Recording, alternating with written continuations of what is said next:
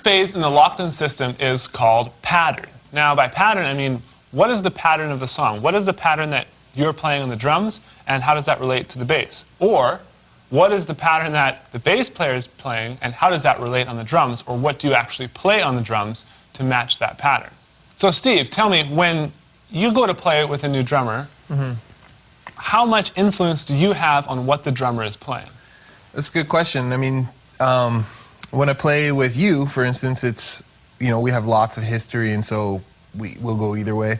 But sometimes with a new drummer, depending on how much experience they have, it's almost a fight to with the producer side of my head, I'm going, hey, I know what the best pattern would be, so I'm trying to enforce it. But if, depending on the drummer's experience and they're not listening and we're not trading off who's leading the pattern, it can be difficult. But I would say generally, at least if you can talk beforehand and work it out, you can come up with some pretty good patterns pretty easily. But the issue is, a lot of times when I'm playing with somebody, I may not have played with that drummer ever before. We may not have even had a rehearsal. Everybody just sort of woodsheds the songs, then you end up on stage, and that's those moments where you're like, shoot, who's going to lead the patterns here? Yeah. And then, I might try for the first half of the song to, put my influence into the pattern, and then I'm like, well, clearly he's not listening, and then I have to bend, because we can't, like you said earlier about, the emotion of the people, we can't just be playing conflicting parts and move on from there. Yeah. So I'll end up steering over towards them. And that's always a bummer, because you're like, there's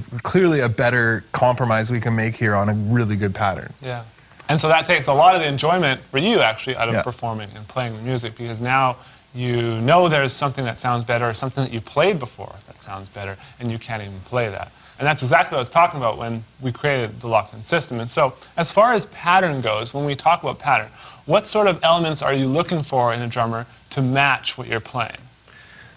So if the drummer's going to match me, I just like to lock down, primarily when we're talking about pattern, we're talking about my accents with the kick, and then sometimes my releases, so if I'm playing a rest, that might be where a snare fits. So obviously, in rock music or in 4/4, there's typical patterns that a drummer might play, and I'm aware of those things, but it's where are we going to move the kick inside the bar to make it feel cool.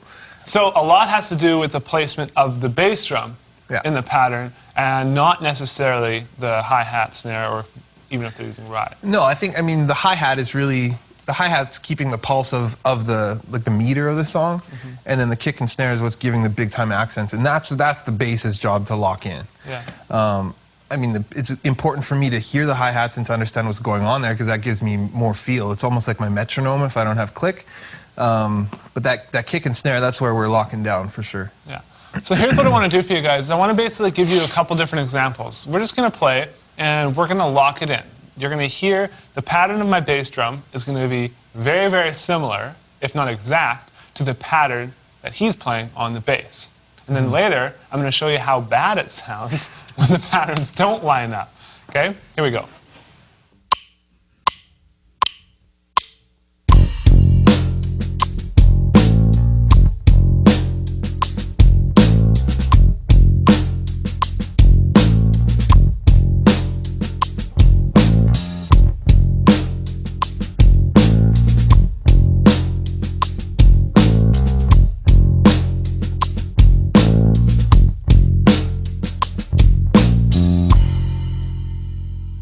So that sounded pretty good. And I wasn't even hitting the bass drum on every single note that you were playing. Do you actually expect that? No, obviously if you're playing every note that I play, I'm going to do some fills and things like that. A, you won't know where all of them are, and B, if you actually played every accent I play, it's going to be a gong show. Yeah, it's going to be way too filled up. And you're playing a lot of ghost notes on the bass, or a lot of grace notes that aren't necessarily required to be played on the bass drum. Now that's something you as a drummer have to discern. You have to hear where those main pulses are, and then you have to hear where the filler is, or those grace notes that he was doing.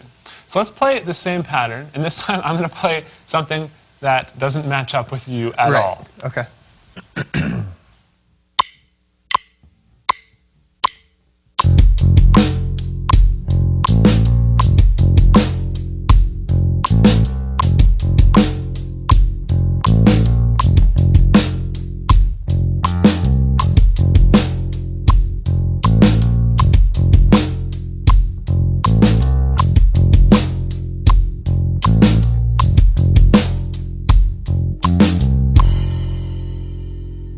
So would you hire me if I played like that to your bass No. groove? It's funny. It's like, you know, we hear a metronome when we're playing that, just so that the meter is the same for all these examples. But so my head is grooving, but I'm like, I would never be bobbing to this. I'd be like, what is going on? Yeah, it's hard to. It's actually very hard to do that because Yeah.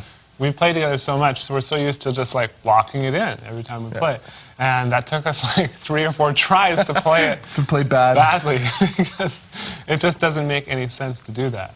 I was gonna say that I think there's definitely like sometimes a place for like unique things where we're not playing the same thing, obviously, but like in a simple verse of a song, obviously we need to be lining it up.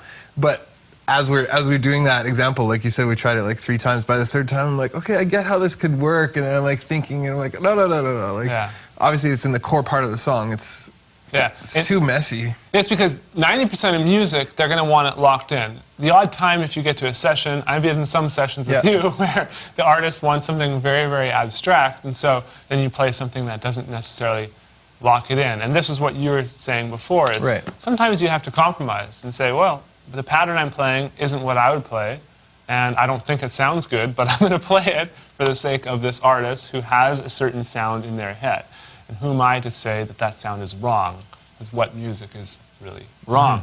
We're not going to get too philosophical here, but we'll stop there. But what we'd like to do for you guys now is we're going to basically just kind of jam out. And as we jam out, I just want you to stay exactly how you're playing, play awesome as you always do, and then I am going to lock it in and then completely bomb it. And I want you guys to kind of hear the differences between the 2 sections, and you'll probably be bobbing your head to one section and then saying no to the next section.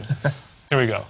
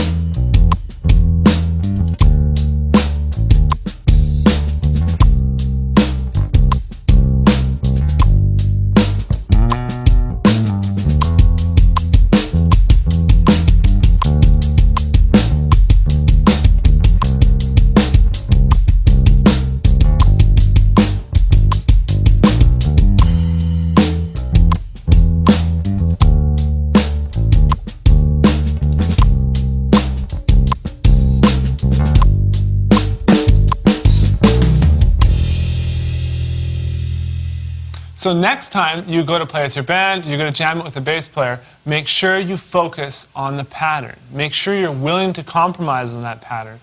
And make sure you just listen, listen, listen. That's what it's all about.